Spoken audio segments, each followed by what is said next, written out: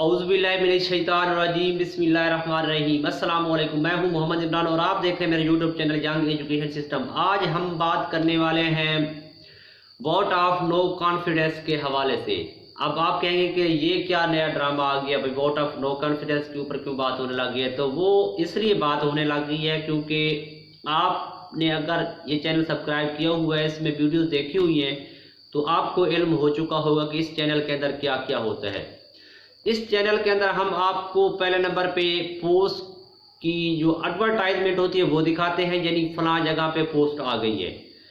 उसके बाद हम उस पे ऑनलाइन अप्लाई करना सिखाते हैं। फिर आपको स्लिप जो होती है वो निकालना सिखाते हैं, किस तरह आपने स्लिप डाउनलोड करनी है। उसके बाद सेंटर ये सारा चीज़ें होगी। उसके बाद हम टेस्ट की तैयारी करवाते हैं उसकी, कि इस टेस्ट को आपने किस तरह क्लियर करना है। तो जितने भी टेस्ट होते हैं, टेस्ट क्लियर करवाया, टेस्ट की तैयारी करवाई, उसके बाद इंटरव्यू की भी तैयारी आपने देख ली होगी। काफ़ी सारे हमारे इंटरव्यू के भी वीडियो आ चुकी हैं और अल्हम्दुलिल्लाह मेरे पास अभी भी 40 से 50 लड़कों के इंटरव्यू जो हुए हैं FIA के अंदर, वो सारे सवालात मेरे पास मौजूद हैं जो उनके हुए। मैं इंशाल्लाह बहुत जल्द वो वीडियो भी इंटरव्यू जो है वो आपके साथ शेयर करूँगा। तो इंटरव्यू तक हम क्लियर करवाते हैं, यानी कि आपकी तैयारी करवाते हैं। तो उसके लिए ये इंटरव्यू लेवल तक जाने के लिए, टेस्ट क्लियर करवाने के लिए हमें हर उस डेट की जो इंफॉर्मेशन होती है, सवाल बनते हैं, वो आपके साथ शेयर करने पड़ते हैं। अब वोट ऑफ नो कॉन्फिडेंस के हवाले से ये इतना इम्पोर्टेंट तरीन दिन है कि आप इसी वोट ऑफ नो कॉन्फिडेंस के हवाले से आपसे वो इंटरव्यू के अंदर भी सवाल पूछ सकता है और चाहे जो भी पोस्ट हो ना, उसके टेस्ट में भी आपसे सवाल वो पूछ सकता है। तो उसके हवाले से मैं आपको आज बता देता हूँ। उसके जो इम्पोर्टेंट 3 सवाल हैं जो बनते हैं वो मैं आपको अभी बता देता हूँ। तो मैं आपको ये बता दूँ कि ये जो मैं अभी स्क्रीन आपको दिखा रहा हूँ, ये मैंने खुद कंपोज की है। ये किसी ने कंपोज करके मुझे नहीं दी। तो इसमें कोई गलती हो तो मैं इंसान हूँ, मुझे माफ़ कर देना, और उसकी गलती को सही करने के लिए कमेंट में बता देंगे सर ये चीज़ गलत है, तो वो मैं इसको करेक्ट कर लूँगा।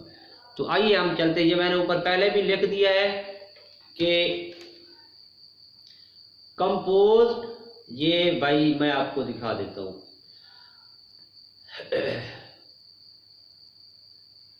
ये देखें भाई, कंपोज्ड बाई डॉक्टर मार Imran Hansla, director young education system. उसके बाद मेरा आगे नंबर है।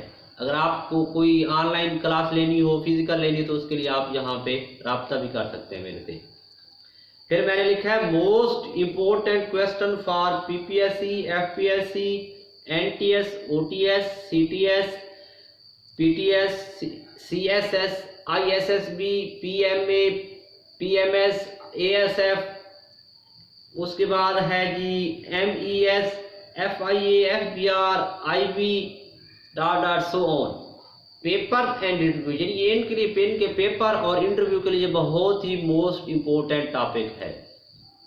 एंड ये हम इसका पहला सवाल करते हैं। वो क्या है? पहला सवाल ये है कि डेट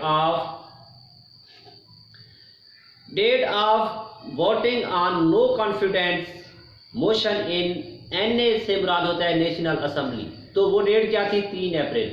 यानी वो कौन सी डेट थी जब वोट ऑफ नो कॉन्फिडेंस पेश की जानी थी। उसके बाद आता है दूसरा, no confidence motion reject on. तो रिजेक्ट कब हुई? 3 अप्रैल 2022। उसके बाद अगला सवाल बनता है कि PM Pakistan Imran Khan advice president Pakistan to dissolve national assembly on 3 April. तो इमरान खान ने असम्बलियाँ कब तोड़ी? वो 3 अप्रैल को प्राइम मिनिस्टर को प्रेसिडेंट को कहा कि इनको डिसॉल्व कर दें, उनसे दरख्वास्त की। उसके बाद है जी question number 4, president doctor Arif Alvi on 3 April 2022 dissolve the national assembly on prime minister Imran Khan advice under article 58 of the constitution. तो वो आपसे पूछ सकते हैं कि आर्टिकल कौन सा जिसके तहत आरिफ अलवी ने ये असेंबलियां तोड़ी? तो वो 58 था।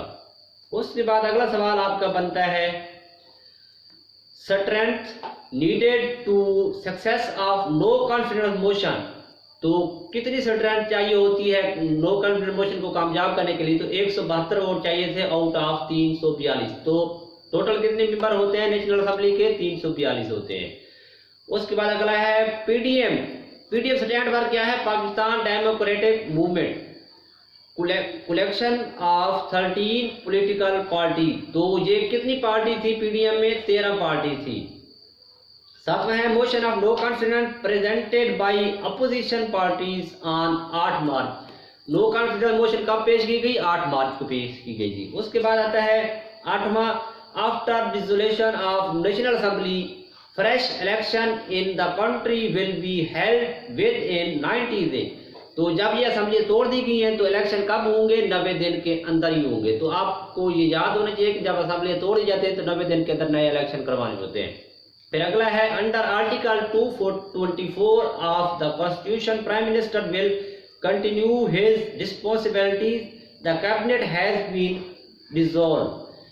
तो ये कौन सा आर्टिकल है? 224 है। उसके बाद 9 के बाद 10 आता है according to article 58 the president shall dissolve the national assembly if so advised by the prime minister and the national assembly shall underless sooner dissolve at the expiration of 48 hours after the prime minister has so advised। यानी 48 घंटों के अंदर ही उसने क्या होता है assembly तोड़नी होती है, उसकी रिक्वेस्ट को एक्सेप्ट करना होता है। तो ये 10 सवाल थे। इसमें मुझे लगता है एक सवाल जो वो शार्ट है वो क्या है कि जो कासिम सूरी साहब थे उन्होंने कौन से आर्टिकल का सहारा लेते हुए जो उनकी vote of no confidence reject की थी वो आर्टिकल 5 था। अगर ये मैं ठीक कह रहा हूँ तो इसको ओके कर देना कि आपने ये सही किया है।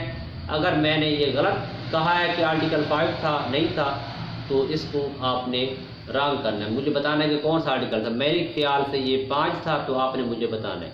तो मेरी फिर आपसे गुजारिश है कि अगर आपने चैनल सब्सक्राइब नहीं किया तो लाजमी सब्सक्राइब करें चैनल को, वीडियो को लाइक करें और कमेंट सेक्शन में अपनी राय का इजहार करें। इंशाल्लाह मिलते हैं अगले लेक्चर के अंदर। तब तक इजाज़त दीजिए। अल्लाह हाफ़िज़।